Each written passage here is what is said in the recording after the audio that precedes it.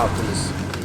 And the market is a matrix, you know what I'm saying? So like when you take that refresher, you can come back in there and then maybe like you didn't see the right, you know what I'm saying? Or maybe you were right, but maybe like I just need to be a little bit more patient, like the volume's not there. Again, sometimes there'll be news like throughout the day, and that news will take an effect on it too. Like I know Friday, the news didn't even do shit, and then they literally just waited for 9:30 and then they fucking rocketed it. Listen guys, this episode is sponsored by Aquapana. Just kidding, we don't have any sponsors, you know what I'm saying? So if you guys want to sponsor us, you gotta bring the bag. We need at least millions of dollars. So anyone on YouTube that's watching us right now, you know what I'm saying?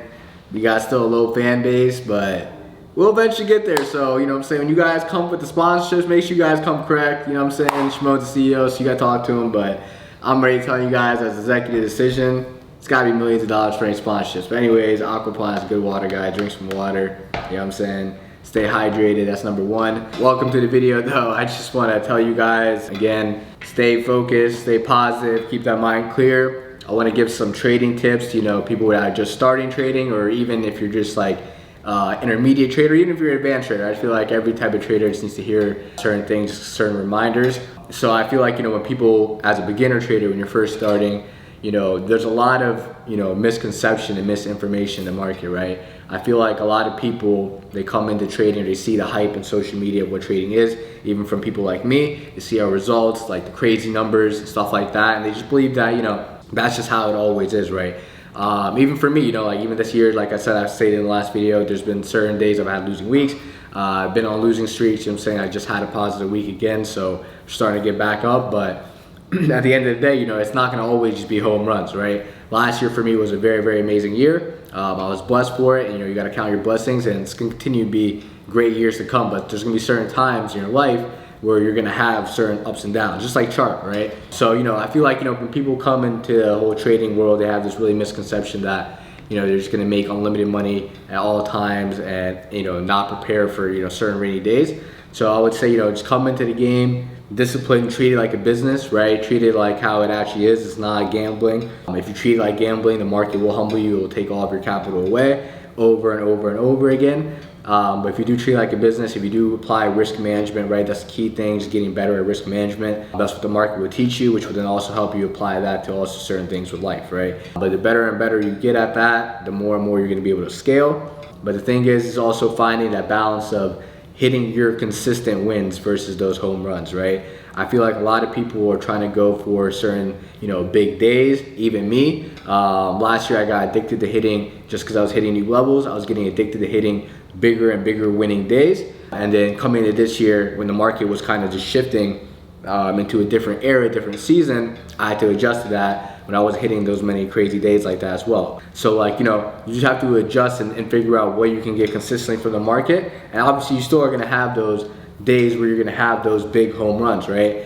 But you have to also stack up those consistent wins, see what those consistent wins are. And like I always say, right, our main motto for trading is trade, profit, withdraw, right? So obviously start pulling those withdrawals out consistently, something what I did in the beginning more of my career, something that I'm starting to do again now. And I would recommend that, you know, for beginning traders, so you guys can avoid certain mistakes I made in my career. They just keep consistently withdrawing. Not like, you know, withdrawing every day or anything like that, but like, you know, like if you are making a decent amount of profit, then pay yourself out, right? Because just as a business would, you need to pay yourself out so you can continue, again, living your life and also getting motivated to continue in that craft. All right, so next thing we'll talk about is we're gonna talk about prop firms versus personal trading. Honestly, totally up to preference, and also if you have capital. Personally, I do trade my own personal capital.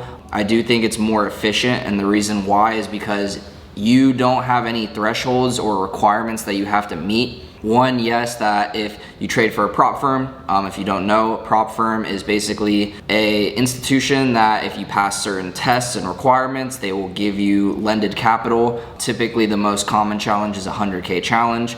You make, I think it's roughly 10%, you make 10% on 100K on a demo account. You do that once, and then I think the second time it's 5 to 10% again. Pass it, and then I'll give you a 100K live account that you're able to trade, and you'll typically get withdrawals either think the most common is twice a month, but there are some prop firms that will give you withdrawals once a week. Again, there are requirements though to these accounts. You have to trade very tact, you have to be very careful. To say it the best way possible, you have to basically spreadsheet trade it, where if you take 2 losses of a certain percent size, you have to call it. You have to be just very careful overall on how you trade it. So yes, you're getting a lot of capital for a small fee if you pass the test, but the passing rate, I believe, is 9 out of 10 will fail, if I remember correctly. I think there's only a 10% passing rate for the funded account. So in all reality, majority of you are giving like $400 to $700 every time, pretty consistently, to the prop firms. This leads me back to my point that I want to talk about personal trading, why I trade my own personal capital. I think it's better is if, let's say you have a 10K account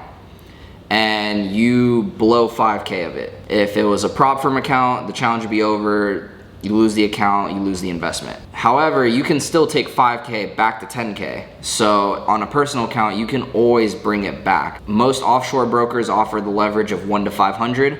I have seen it personally that you can honestly take like $1,500 and make $7,500 off of it, which, I mean, if you do the math right then and there, that's almost a 6x right there. Trading your own personal capital always gives you the benefit that you can always come back. No matter how you trade, no matter if you're on a losing streak, you can always somehow, some way make your money back.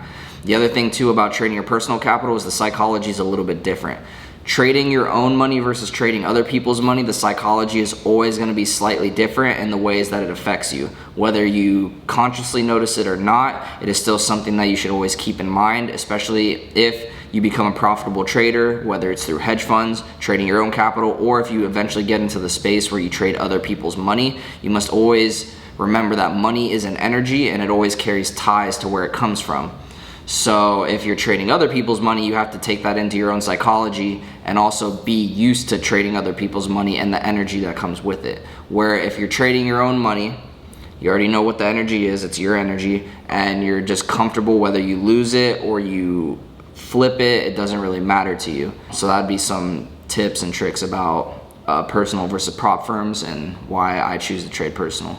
And you're not like limited in any way, right? Like you don't have to do any certain currencies or anything like that? Prop firms, it depends on what the prop firm is. Some prop firms don't let you trade certain pairs, so a lot of times prop firms definitely want to steer you away from indices like US 30, NAS, S&P 500, as well as gold. Not all of them, majority of them you can trade any pair you want, but there are some that steer away from the high volatility as it is a bigger risk to them since you could easily lose their money that you're trading. What I would also recommend is, it's what I tell people, right? Like, a lot of pro traders now, we didn't really have, I think even Shimon, when he started, right, we didn't really have prop firms back in the day. This is kind of like a new thing. FTMO has been around since 2014, but people didn't really know about it. It wasn't mainstream until literally recently. I feel like the pandemic is kind of when prop firms really started getting its mainstream type push, when people were more at home. And this is when, you start seeing the Instagram traders start pushing prop firms more heavy as well. Now, obviously, there's a bunch of mom and pop prop firms popping up left and right. So if you are, trading a prop firm, again, I would recommend finding a reputable one that has good reviews, shows that they give you payouts. Same thing that goes for personal trading for brokers. Make sure you can get your payouts. Why I say withdraw, because even if you get to a certain point, the broker will start to hinder you, even in the trading element, to make sure you do start to lose, because again, the brokers don't want to pay you out, obviously, right? It is a business for them. Now, going back to the prop firms, so as a new trader, I didn't really have that blessing to first start off with a prop firm and build capital. I had to, again, trade and build up small accounts and do other things to get capital. But again, if you're a new trader, I feel like, you should start off maybe doing a prop firm, build up some capital, get some withdrawals. And if you get funded, get some withdrawals from them, stack up some light withdrawals, save that money, and then put that money like, 20, 30,000, saying something still small. You don't want to put a large amount, and then grow from there, in your own live account. Still stack up your prop firm accounts, get like, a couple more withdrawals, put more money into your trading accounts, and stack up. If you're a beginning trader, I believe that's probably the best route. Again, I didn't have that blessing when I first started, so for me, I'm already more used to building, small accounts to large ones, and so on and so forth. The same way it's kind of how Shimon was taught as well. But if you're a new trader, you're just coming into the industry, prop firms are a very great way to start accumulating capital, and then from there moving it into your personal accounts and then building capital from there. Because your personal accounts, you can again then withdraw whenever you want, right? You have no, again, limits to how much you want to risk or anything like that, just like Ashimo was saying. That's what I recommend for prop firms versus brokers. As in terms for recommended prop firms, if you're looking at this video to kind of get some recommendations that we know definitely pay out, or just some recommended starting brokers, I will definitely say that FTMO is the oldest in the game as far as I know, so they've been around, they're definitely tried and true. They do have the strictest rules in terms of their testing because they're the first, but since they pay out so reliably and there's never been like a problem of them paying out, you kind of get the good with the bad with them. So FTMO, and then the other one I currently recommend is the Funded Trader. These are the only two that, there are other good ones that I'm sure of, but these are the only two that I know of, that I know other traders in the space that I personally talk to and know that are getting paid out. Clearly, if we find more, we'll be happy to share them with you, as again, the goal is to always just enlighten more people and help more people progress their trading journey, or just in general be able to make progress and make some sort of side income. In terms of starting brokers, I recommend Hugo's Way. I know for sure pays out, and personally I trade on KOT Forex right now. KOT definitely has a reputation of its own, good, both good and bad, but I can say that if you don't do anything too crazy, and if you're not doing any sort of account that's too big to cause any sort of notice, and what I mean by this is if you deposit a certain number of capital and it causes you to think like, is this too much to be in a trading account, that's probably gonna draw the attention of KOT and might confirm the unconfirmed rumors that loom around the broker. However, from my personal trading experience, trading with more medium-sized range accounts and capital, that so far I've had very little issue with KOT Forex, so I do recommend them as well, as since that's what I currently trade on.